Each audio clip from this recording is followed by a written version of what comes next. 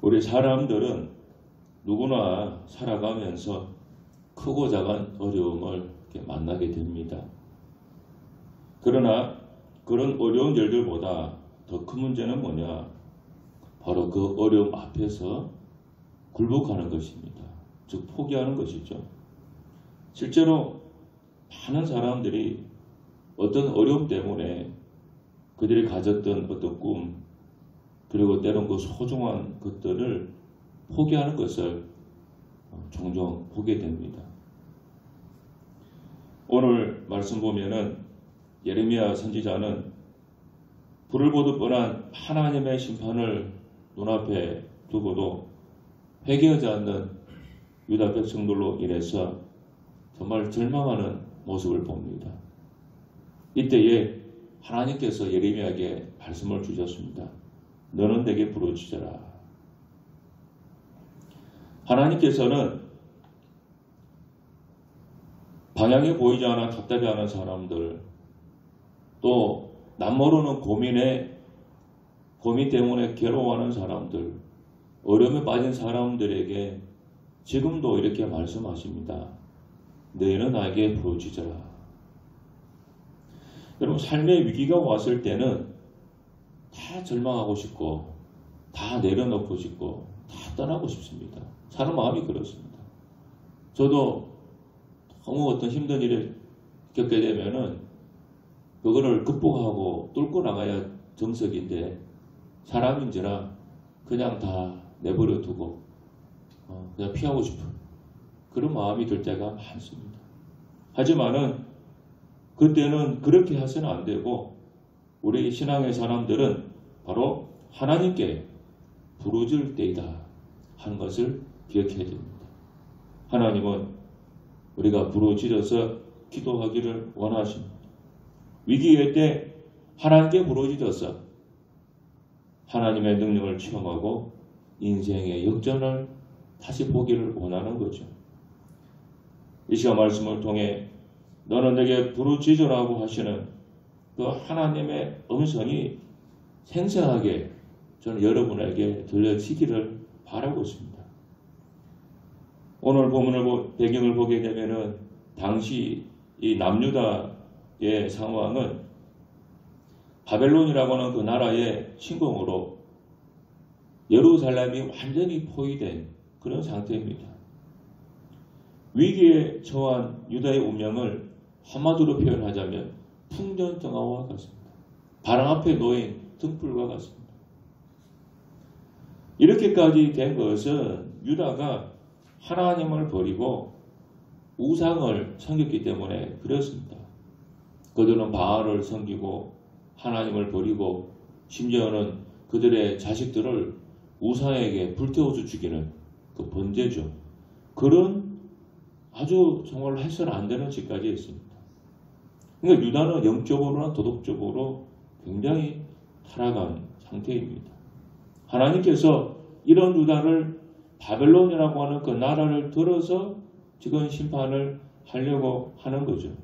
이때에 유다 왕 시드기야는 하나님 앞에 죄를 회개하고 하나님과 긍휼을 구해야 마땅합니다. 그러나 시드기야는 죄를 회개하지 아니하고 애굽을 의지해서 지금 당장 눈앞의 위기를 좀 피해 보려고 하는 그런 마음이 있었습니다. 그러니까 예레미야는 시드기야에게 그렇게 하면 안 된다. 하나님께 회개하고 하나님께 돌아와야 된다. 그렇게 지적을 하고 메시지를 전했는데 시드기야는 오히려 그러한 메시지를 전하는 말씀을 전하는 예레미야를 감옥에 가두고 맙니다. 사람이 또 맞는 말이지만 쓴소리 하면은 듣기 싫잖아요. 그래서 예레미야를 시대 뜰에 있는 감옥에 가둬버립니다. 그러니까 그 감옥에 갇혀있는 예레미야는 지금 자기 눈앞에 이제 곧 이 나라가 멸망할 것이 눈앞에 정말로 보이고 그 민족 운명을 생각할 때 눈물을 멈출 수가 없는 거죠. 그래서 예레미야의 이 선지자 별명이 뭐냐? 눈물의 선지자입니다. 이 민족이 망하는 것을 직접 눈으로 보았거든요. 어쩔 수 없는 그 현실 앞에서 지금 자기는 감옥에 있잖아요. 감옥에 완전히 갇혀서 도저히 자기는 아무것도 할 수 없는 그런 자신의 무력함을 느끼면서 예레미야는 좀 탄식할 수밖에 없는 거예요. 뭔가를 해야 되는데 자기는 아무것도 할 수가 없는 거예요. 이 어려움, 이 위기를 위해서 뭔가 발버둥이라도 쳐야 되는데 감옥에 갇힌 이 예레미야는 할 수 있는 게 없는 거예요. 우리 그런 데 있잖아요. 어떤 큰 문제를 만나면은 아무리 해도 안 되는 그런 어려운 문제가 있습니다.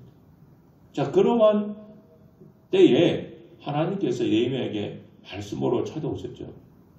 2절 3절 말씀입니다. 이를 행하시는 여호와, 그것을 만들며 성취하는 여호와, 그의 이름을 여호와라는 이가 이와 같이 이르시도다. 너는 내게 부르짖으라. 내가 내게 응답하겠고 내가 알지 못하는 그거 은밀한 일을 내게 보일 것이다. 하나님 말씀은 한마디로 말하면 이겁니다. 너는 내게 부르짖으라. 부르짖으라. 하나님은 부르짖으라고 하면서 하나님 그 당신이 어떤 분인가를 먼저 말씀해 주시죠. 어떤 분입니까? 이를 행하시는 여호와, 그것을 만들어서 성취하는 여호와다. 그렇게 말하죠. 근데 영어 성경이나 다른 번역 보면은 이거를 이렇게 해놓았습니다. 천지의 창조자다. 그래 놨어요. 그러니까 천지의 창조자라는 말을 좀 더 풀어놓은 거죠. 하나님은 천지의 창조자입니다. 하나님 말씀으로 천지를 창조했죠. 죽은 자를 살리신 전능한 분이죠. 하나님은 역사의 과거와 현재와 미래를 주관하시는 유일한 분이죠. 유일하십니다. 하나님은 역사를 계획하시고 그 계획을 친히 행하고 성취하는 분이에요. 사람이 역사를 기록해 나가는 것이 아닙니다. 사람은 이미 이루어진 역사를 이미 이루어진 일을 기록할 뿐입니다. 이 역사를 만들어 가시고 계속해서 움직여가는 분은 오직 하나님 외에는 없습니다. 이 하나님에게는 불가능이라는 것은 없죠. 우리는 예레미야처럼 절망하고 무력한 자신으로 인해 눈물을 흘릴 수밖에 없는 연약한 존재입니다. 그러나 우리가 이 전능한 하나님, 역사에 주관하신 하나님을 바라보고 의지할 때 믿음으로 위기를 극복해 낼 수가 있는 거죠. 이 하나님 의지하면. 그러면 구체적으로 하나님 어떻게 바라보고 의지해야 되는가? 하나님 정답을 주셨죠. 너는 내게 부르짖으라. 바로 이겁니다. 이것이 하나님을 의지하는 정말로 정답지입니다. 왜 우리는 하나님께 이렇게 부르짖어서 기도를 해야 됩니까? 3절에 답이 나오죠. 내가 내게 응답하겠고 내가 알지 못하는 그거 은밀한 일을 내게 볼 것이기 때문입니다. 하나님은 우리의 부르짖는 기도에 먼저 응답해 주세요. 누가복음 18장 7절에서도 예수님 말씀했습니다. 하물며 하나님께서 그 밤낮 부르짖는 택하신 자들의 원한을 풀어주지 않겠느냐. 하나님은 부르짖는 그 기도를 기뻐하고 응답해 주세요. 문제는 뭡니까? 우리가 하나님을 전적으로 신뢰하느냐, 신뢰하지 않느냐, 거기에 달렸습니다. 그러므로 히브리서 말씀처럼 하나님께 나가는 사람은 그가 계신 것과 또한 그가 자기를 찾는 사람들에게 반드시 상 주시는 것을 믿어야 한다. 그렇게 말했잖아요. 하나님은 우리의 부르짖는 기도를 절대로 외면하지 않습니다. 다 듣고 계시고 응답해 주십니다. 그러므로 기도하고 낙심하지 마십시오. 끈질기게 끝까지 간절히 기도하시면 반드시 응답이 오게 됩니다. 우리 사람의 몸은 굉장히 신비롭다고 합니다. 우리 몸의 피는 심장에서부터 이렇게 시작해서 몸 한 바퀴를 다 도는데 46초가 걸린다 그래요. 우리 혈관이 얼마나 깁니까? 인간 혈관을 한 줄로 쭉 잇게 되면요. 무려 10만 킬로가 넘는다 그래요. 혈관이 우리 길이가요. 그래서 지구를 2바퀴 이상 돌 정도로 깁니다. 굉장히 길죠. 이 10만 킬로 넘는 이 길이를요. 물이 피 한 바퀴 확 다 도는데 46초가 걸린다고. 얼마나 여러분 참 신기합니다. 그 인간의 평균 수명이 80살이라고 한다고 하면 자라나는 머리카락 길이가 643kg라 그래요. 우리가 자르지 않는다고 한다면 일생 동안. 근데 자라는 게 빠지고 자르고 빠지고 자르고 하다 보니까 그렇죠. 그걸 다 실제로 그러니까 모든 걸 다 길이를 그대로 두면 그렇다 그래. 인간의 눈의 근육은 하루 24시간 동안 10만 번이나 움직인다. 그 우리의 뼈는 7년마다 그 조직이 새롭게 다 바뀌고 우리 피부는 한 달에 한 번씩 바뀐다. 그래서 우리 피부의 옷을 매달마다 실제로 바꾸어서 입게 된다. 그런 기록을 봤습니다. 근데 사람에서 가장 신비한 것 중에 하나가 뭐냐? 모든 사람마다 머리카락, 지문, 목소리 100% 다 다르잖아. 지구 인구가 한 70억 명 넘는다고 하는데 이 70억 명의 인구 중에요. 똑같은 게 단 하나도 없습니다. 그래서 누가 범죄자 죄를 지어 사람 문제 일으키면 범죄자가 하면은 머리카락 죽고 지문 채취하는 이유가 100% 다 다르기 때문에 사람. 그러니까 하나님께서는 인간을 이렇게 신비하고 개성 있게 창조했어요. 여러분, 부모가 자식의 목소리를 들으면은 저거 내 자식이다 하는 걸 알듯이 하나님께서도 매일 수억 명의 기도하는 그 목소리를 하늘 보좌에서 다 듣고 계세요. 모든 다른 사람들의 그 기도. 그런데 그 가운데에서 누구 목소리를 하나님이 가장 집중해서 들을까? 제 생각입니다만은 아마도 가장 진실한 마음으로 부르짖는 그 사람들의 목소리가 아닐까. 저는 그렇게 믿고 있습니다. 여러분, 하나님은 부르짖는 기도를 다 들으세요. 그리고 부르짖어 기도하는 그 사람들에게 그가 알지 못하는 크고 은밀한 일을 보여준다 그래요. 예레미야에게 말씀한 그런 크고 은밀한 일은 뭘까요? 그건 바로 이스라엘의 회복입니다. 이게 비밀스러운 일이에요. 그래서 예레미야는 70년 뒤에 그 민족이 회복될 것을 그 비밀한 일을 깨달은 거죠. 그리고 나중에 다니엘서에 가보면 다니엘이 그 70년의 비밀을 그도 그때 깨닫습니다. 그래서 그가 그때 하나님께 금식하며 기도했다는 내용이 다니엘서에 나오고 있습니다. 그게 비밀한 일이에요. 예레미야에게는 그 비밀한 일을 주신 거죠.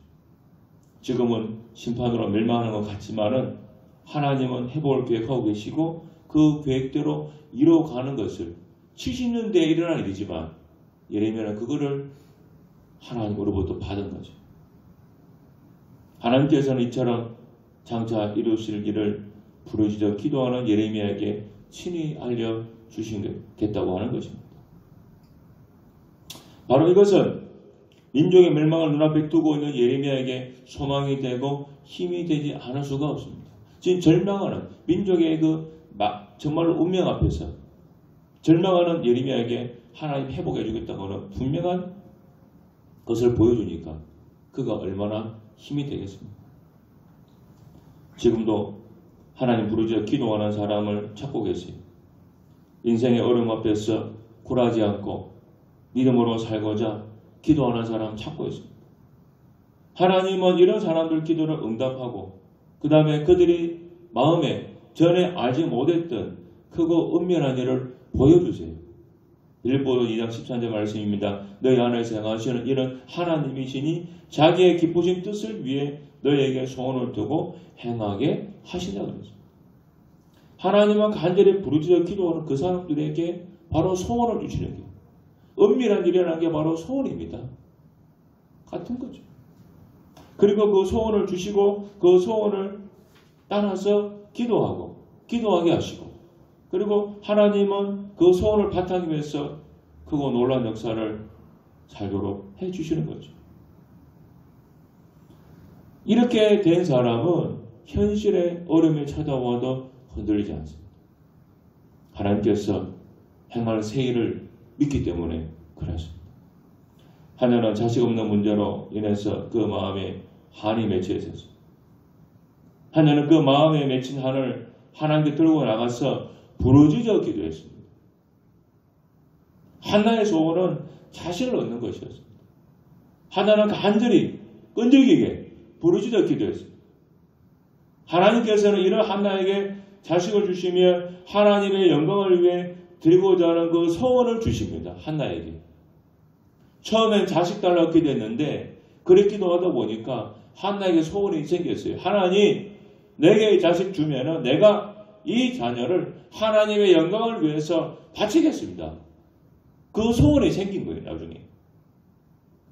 하나님께서는 한나의 기도를 받으시고 이스라엘의 위대한 영적 지도자 사무엘을 아들로 허락해 주셨죠.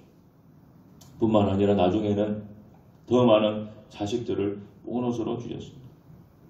하나는 자식 없는 문제로 고통했지만 하나님은 이를 통해 하나님의 역사의 교역에 쓰임받는 사무엘의 어머니가 되게 하신 거죠.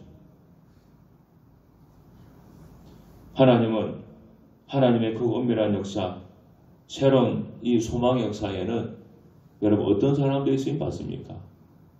자식 문제로 고민하는 사람들이 쓰임받겠습니까? 아니면은 자식 문제가 있어도 기도하지 않으면 쓰임받지 못하는 거죠. 기도하는 사람 쓰임받는 거예요. 아무리 많은 문제가 있어도 내가 그 문제를 가지고 기도하지 않으면 쓰임받을 수 없는 거죠. 하나님은 오히려 겸손하게 무릎을 꿇고 하나님께 나아가서 부르짖는 사람을 통해서 계획한 일을 이루어갔습니다. 그러므로 부르짖는 기도는 하나님께서 우리의 문제를 해결해주고 필요한 능력을 부어주시고 하나님의 크고 은밀한 역사를 받을 수 있게 해주는 축복의 통로가 되는 거예요. 부르짖어 기도하는 사람이 바로 이 하나님의 복을 다 받습니다. 하나님 부르짖어 기도하는 사람에게 응답해 주시고 하나님이 장차 이룰 일을 그 사람들에게 보여주세요. 그것이 바로 우리에게 소원이라고 하는 형태로 나타나는 거예요. 이 은밀한 일이 바로 소원입니다. 하나님이 주시는 소원이에요. 이 소원을 받아야 됩니다. 이게 다른 말로 말하면 꿈이 될 수도 있고 비전이라고 하는 말로도 표현되는 겁니다. 이것을 받지 못했어. 이것이 없어서 오늘 많은 사람들이 삶에 만족하지 못하고 집중하지 못하고 방황하면서 살아가는 겁니다. 하나님은 부르짖어 기도하는 사람의 마음에 위대한 소원을 주시고 그 소원을 따라 맹물 같던 인생에서 포도주 같은 인생으로 역전시켜 주는 거예요. 가나 오는 잔치처럼. 그러므로 우리가 인생길에서 괴롭다고 힘들다고 어렵다고 포기하기보다는 하나님께 나가서 부르짖어서 기도를 해야 합니다. 미국의 백화점 왕이라고 하는 존 워너메이커라는 분이 있습니다. 이 존 워너메이커는 기도에 대해서 다음과 같이 말했습니다. 기도란 아무도 나를 도와주지 않을 때에 하나님의 손을 붙들고 하나님과 한 팀이 되어서 내 인생의 문제를 함께 해결해 가는 것이다. 기도는 하나님과 한 팀이 되어서 함께 해결해 나가는 거라고 그래요. 제가 어제 스포츠 뉴스를 잠깐 봤습니다. 그 메이저리그 미국 야구 그 뉴스를 좀 관심 있어서 봤는데 지금 미국 샌디에고에서 활약하고 있는 한국인 선수가 있습니다. 김하성이라고 하는 선수예요. 이 선수가 이제 유격수로 자리를 잡고 하는데 그 감독이 인터뷰한 기사를 잠깐 봤어요. 이제 막 칭찬하는 기사가 있더라고요. 원래는 그 팀에 붙박이 유격수가 있었는데 그 사람이 오토바이를 타다가 다쳐서 장기간 올 8월까지 출전을 못하는 그런 상황이 되고 또 설상가상으로 금지알무 약물 복용으로 80경기를 출전하지 못하는 또 징계까지 받아버립니다. 그러니까 주전 선수가 빠지니까 이제 김하성 선수가 그 유격수 자리를 꿰차게 된 거죠. 그래서 그냥 유격수도 보고 1루수도 보고 2루 3루 다 보면서 그 야구 선수 생활을 하는데 그 감독이 그렇게 얘기를 해요. 김하성 선수가 우리 팀 선수인 게 너무나 자랑스럽다. 이 선수가 없었더라면 올해 우리는 정말로 힘들었을 거다. 그렇게 참 칭찬하는 글을 봤어요. 이제 한국인이니까 먼 이국에서 한국인이 또 칭찬받으면 기분이 좋죠. 바로 이게 이 기도가 그 생각이 납니다. 여러분, 기도라는 것은 하나님과 내가 한 팀이 됩니다. 얼마나 여러분 대단한 일이에요.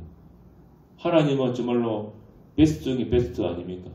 하나님과 한 팀이 된다고 하는. 생각해 보세요. 얼마나 내게 축복이에요.